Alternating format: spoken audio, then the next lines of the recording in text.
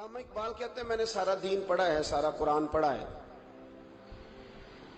میں نے بنظر غائب جب ساری چیزوں کو دیکھ لیا تو اقبال کہنے لگے میں اس نتیجے پہ پہنچا ہوں کہ مغز قرآن روح ایمان جان دین۔ بھائی اقبال، میں کسی عالم کی بات کرتا تو لوگوں نے شاید رویہ اور اختیار کرنا تھا، وہ لوگ جس پر اکثر مکاتب فکر اعتبار کرتے ہیں۔ اقبال کہنے لگے مغز قرآن روح ایمان جان دین۔ لفظوں پہ غور کریں، مغز یعنی سارے قرآن کا مغز، روح ایمان یعنی ایمان کی روح، اور جان دین یعنی سارے دین کی۔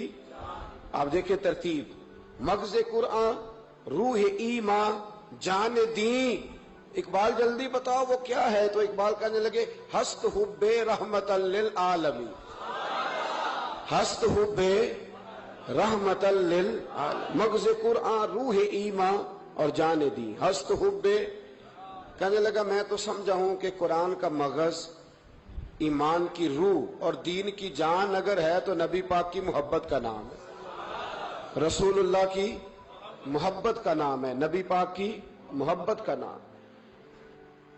حضرت عمر فاروق رضی اللہ تعالیٰ عنہ سے بڑا تو اصول پسند کوئی نہیں نہ ہوگا، یعنی بہت بڑا چودھری بھی اگر اپنے گلی کے اندر، حضرت ابو سفیان جیسے لوگ مسلمان ہو گئے، کلمہ پڑھ لیا، اور جناب ابو سفیان رضی اللہ تعالیٰ عنہ نے اپنے گھر کے اندر نہ تھوڑی سی سامنے اینٹیں رکھ کے جگہ بنا لی، تو حضرت عمر کو پتہ چلا تو فرمایا جیسے بنائی ہے ویسے وہ کھیڑو بھی، آپ نے لوگوں کا رستہ تنگ کر دیا۔ اصول پسند آدمی، اصول کی بات آئے تو بیٹے کو بھی معافی نہیں، کسی کو معافی نہیں، بڑے اصول پسند تھے۔ ایک دن لوگوں نے کہا عمر تو بڑا اصول پسند ہے، پر یہ مسجد نبی کی گلی میں جو نبی پاک کے چچا حضرت عباس کا پرنالہ لگا ہوا ہے اور وہ سب لوگوں کے کپڑے کیچڑ سے بھر دیتا ہے، وہ پرنالہ نہیں نظر آتا؟ گلی میں لگا ہے۔ اب تو ہمارے پرنالے اور طرح کے ہیں نا، تو جو حرم شریف میں آپ میزاب رحمت ہے وہ دیکھا نا آپ نے، وہ پرانے زمانے میں جو لوہے کے پرنالے ہوتے تھے، تو وہ واقعی پوری گلی جو تھی نا وہ گزر کوئی نہیں سکتا تھا، اتنا اچھا شاور ہوتا ہی کوئی نہیں تھا جتنا وہ ہوتا تھا، وہ بڑا تگڑا قسم کا پرنالہ ہوتا تھا، تو کوئی شے نہیں گزر سکتی تھی بڑی دیر تک۔ بارش کے رکنے کے بعد بھی ساری چھت سے جب تک پوری مٹی اور پوری توڑی ساری نہیں نا اتر جاتی تھی تب تک وہ پرنالہ نہیں سانس لیتا تھا، تو پرنالہ بہتا تھا، اور وہاں سے بڑا مین گلی تھی مسجد کو آنے کی، لوگوں کے کپڑے آلودہ ہو جاتے۔ اتنے لوگوں نے حضرت عمر سے کہا یہ پرنالہ نہیں نظر آتا، یہ نہیں اصول پسندی؟ تو جناب عمر فاروق رضی اللہ تعالیٰ عنہ فرمانے لگے اتار دیتے ہیں پرنالہ، یہ بھی اصول پسندی ہے، اتارتے ہیں۔ حضرت عمر فاروق نہ گئے، اور شارحین نے لکھا ہے کہ اونٹ کے اوپر بیٹھ کر آپ نے یوں پکڑ کے نا پرنالہ کھینچا، اور جناب عباس کے گھر والوں سے فرمانے لگے 4 کونے ہوتے ہیں گھر کے، چھت کے 4 کونے ہیں، کسی اور میں لگا لو پرنالہ کو، ضروری ہے کہ نمازیوں والی گلی پہ لگایا جائے؟ یہ کہہ کے آ گئے، کسی کی جرت تھی بات کرے؟ حضرت عباس آئے تو لوگوں نے آ کے کہا کہ عمر نے پرنالہ کھیڑ دیا، اور فرمایا کہ 4 کونے کہیں اور لگا لو۔ تو حضرت عباس مسکرائے، لوگوں نے کہا مسکراتے کیوں ہو؟ فرمانے لگے کوئی مسئلہ نہیں، عمر خود آ کے لگا کے جائے گا، جیسے وہ کھیڑا ہے ویسے۔ لوگوں نے کہا وہ عمر ہے، عمر کو بدلنا اور اس کی بات کو بدلنا، اور اتنی جرت کہ وہ لگا کے جائے، جس بندے کو دیکھ کے شیطان گلی کا رستہ بدل جاتا ہے، آپ اس کی بات کر رہے ہیں۔ فرمایا میں نے کہہ دیا نا عمر لگائے گا، تو انشاءاللہ عمر لگائے گا۔ حضرت عباس مسجد میں آئے، نماز پڑھی تو کہتے میں نے بات چھیڑی دی، عمر خود کہنے لگے کہ حضور آپ سے تو امید نہیں تھی۔ حضرت عباس سے کہنے لگے بھئی جگہ بھی ہے، 4 کونے ہوتے ہیں گھر میں، کوئی ضروری ہے اسی کونے پہ لگے جہاں سے نمازی گزرتے ہیں؟ یہ بخاری مسلم کی حدیث ہے۔ حضرت عباس کہنے لگے عمر 4 کونے ہیں، میرے پاس جگہ بھی ہے پرنالے کی، میں نے بھی کئی دفعہ سوچا تھا وہ کھیڑ دوں، اور میں بھی اسی گلی سے گزرتا ہوں، میرے کپڑوں میں بھی کیچڑ بڑی دفعہ پڑا ہے، پر مجبوری یہ ہے وہ کھیڑ اس لیے نہیں سکتا کہ یہ پرنالہ میرے نبی کریم نے اپنے دستے مبارک سے لگایا تھا۔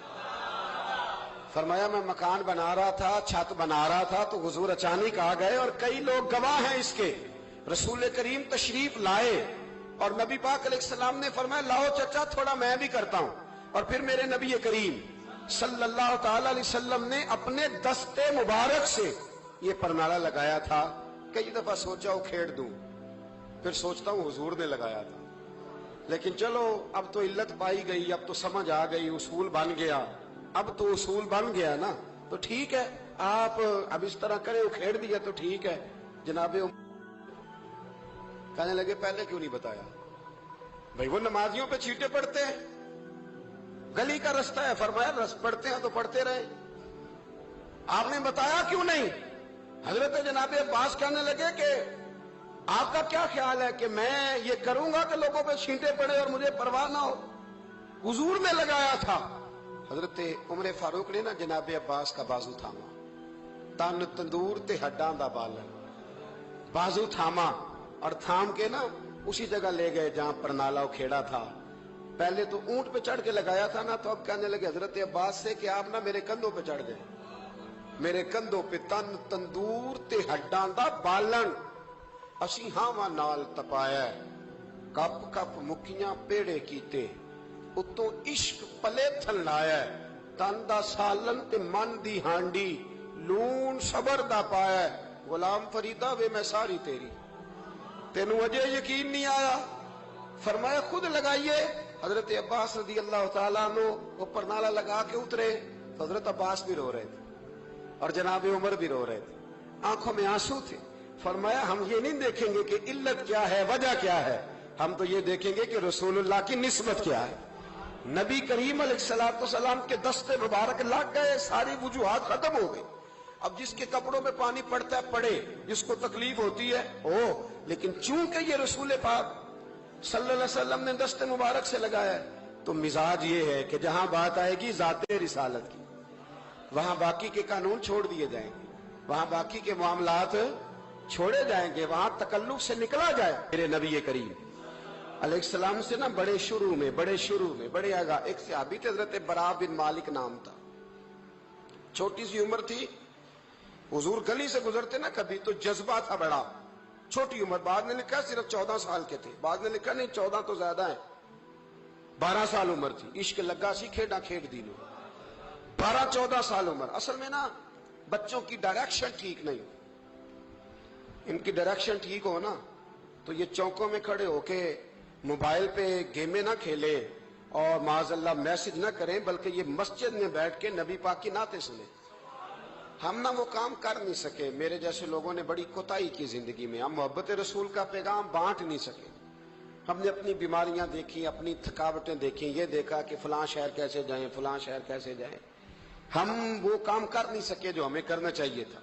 जिम्मा था, बाप की जिम्मे है। नबी पाक ने फरमाया माँ बाप की ड्यूटी है अपनी औलाद को मेरी मोहब्बत सिखाएं, पर हम वो रंग दे नहीं सके, हम वो मिजाज दे नहीं सके, हमने वो कोताही की। हम नबी पाक का हुस्न, हुजूर की सीरत, अखलाक आलिया, किरदार, गुफ्तार, रफ्तार, अंदाज, तरबियत, वो सारी बातें कौम को बयान नहीं कर सके, इसलिए लोग वहां पहुंचे नहीं। वरना मगज़े कुरान रूह ईमान जाने दी, हस्त हुब्बे रहमतल लिल आलमीन, हम वहां तक ले जा नहीं सके। हजरत बरा बिन मालिक ना 12 साल की उम्र है, 12 साल। नबी पाक गली से गुजर रहे थे तो दौड़ के आ गए, आके ना हुजूर से चिमट गए, अर्ज करने लगे हुजूर कोई हुक्म बताएं, मेरा दिल करता है आपकी बात मानूं, कोई हुक्म हुजूर। मजमा ज़वाइद में हदीस, इस एक हदीस के लिए ना मैं को 5000 रुपए की पूरी किताब, पूरी 10 जिल्दें खरीद के लाया था, एक हदीस के लिए। प्यारी बड़ी है, शानदार बड़ी है, वह मेरा दिल किया, मैंने कहा जिस किताब में है ना सारी किताब ही मंगा लो। कुछ चीजें बड़ी इंसान को अनोखी लगती है ना। हजरत बरा बिन मालिक रदी अल्लाह, छोटी सी उम्र है, हुजूर से लिपट गए, तो हुजूर ने फरमाया बेटे क्या हुआ? अर्ज करने लगे हुजूर कोई हुक्म बताए, मेरा भी दिल करता है अमल करूं। तो हुजूर ना छोटे छोटे काम बताते हैं, दुकान से, ये बच्चों को यही बताना होता है ना, दुकान से ले आ, ये कर दे, फलां को बुला ले, लेकिन हुजूर उनकी गैर मौजूदगी में उनका जिक्र बड़ा करते। एक दिन कुछ लोग कहने लगे हुजूर बड़ा जिक्र करते हैं, पर वो करता तो छोटे मोटे काम है बच्चा। तो नबी पाक ने एक दिन इरादा किया कि इनको तजर्बा ना कराएं कि वो प्यार कितना करता है। रसूल करीम फरमाने लगे मैं जो कहूंगा करोगे? हुजूर करूंगा। फरमाया जाओ अपने बाप की गर्दन काट के लाओ। किसकी जी? जी हुजूर ने फरमाया जा अपने अब्बा का सर काट के लाओ। तो वो दौड़े। एक रवायत में है कि मौला अली के गले में तलवार लटक रही थी, यूं खींची اور اس نے جذبات سے دوڑے کہ حضور نے فرمایا اسے پکڑ لو ورنہ یہ گردن کاٹ بھی لائے گا، پکڑ لو اسے ورنہ یہ کاٹ دے گا۔ اللہ کی قدرت کے تھوڑا وقت گزرا تو وہ بیمار ہو گئے۔ دن میں 2 مرتبہ میرے نبی پاک تیمارداری کرنے جاتے۔ ایک شام رسول کریم تشریف لے گئے تو حضور سرانے بیٹھے، ماتھے پہ ہاتھ رکھا تو کریم محبوب ان کے باپ کی طرف کان میں کچھ کہا ان کے والد سے، حضور رونے لگے، اور پھر حضور نے دوبارہ ماتھا چوما، پیار کیا اور چلے گئے۔ حضرت برا بن مالک چھوٹی عمر تھی، کچھ نے لکھا طلحہ بن برا نام تھا ان کا، تو حضرت طلحہ بن برا نا اپنے ابا کو قریب بلایا اور چارپائی پہ بٹھایا، کہنے لگے ابا جی حضور کیا فرما گئے؟ کہا بیٹا تیرے والی بات نہیں۔ کہا نہیں بتائیے؟ کہا نبی کریم علیہ السلام نے فرمایا کہ شام کو نا میرے طلحہ کا انتقال ہو جائے گا، اور جب اس کی روح پرواز کر جائے تو مجھے خبر کرنا، میں آ کے جنازہ پڑھاؤں۔ ٹھنڈ بڑی تھی مدینے میں، ٹھنڈ بڑی تھی۔ حضرت طلحہ نے نا اپنے باپ کا ہاتھ پکڑا اور اپنے سینے پہ رکھا، کہنے لگے ابا حضور تو جو فرما گئے پر میری وصیت یاد رکھنا، نبی پاک کے دین کا قانون یہ ہے کہ جب کوئی انتقال کر جائے تو جلدی دفن کرو، اس طرح کرنا رات کا وقت ہوگا، جب میرا انتقال ہوگا تو فوراً غسل دے کے نا دفن کر دینا، نبی پاک کو خبر نہ کرنا، نہ بتانا۔ عمر دیکھو اور بات دیکھو، کہ حضور کو کیوں نہیں بتانا، حضور خود فرما کے گئے ہیں۔ تو کہنے لگے رات کا وقت ہوگا تو جن گلیوں سے حضور نے گزر کے آنا ہے نا وہ یہودیوں کے محلے ہیں، ایسا نہ ہو کہ میرے جنازے کی وجہ سے کوئی یہودی میرے نبی کو تکلیف دے دے، میرے جنازے کی وجہ سے، جنازے کی وجہ سے۔ یہاں کہتے ہیں حضرت صاحب مجھے بڑا پیار ہے آپ سے پر میرے گھر ضرور پہنچے، جیسے مرے یا جیے وہاں شام کو آپ کو پہنچنا پڑے گا۔ میرے رسول کریم علیہ السلام کے غلاموں نے دیکھو انداز محبت کیا بیان فرمایا، کہا نبی پاک کو تکلیف نہ ہو میری وجہ سے، میرا جنازہ خود ہی پڑھ کے مجھے دفن کر دینا۔ ان کا انتقال ہو گیا، رات کو دفن کر دیا، صبح حضور تشریف لائے، وہ محبوب جنہیں اللہ نے غیب کے خزانوں کی کنجیاں عطا فرمائی، فرمایا بتایا کیوں نہیں؟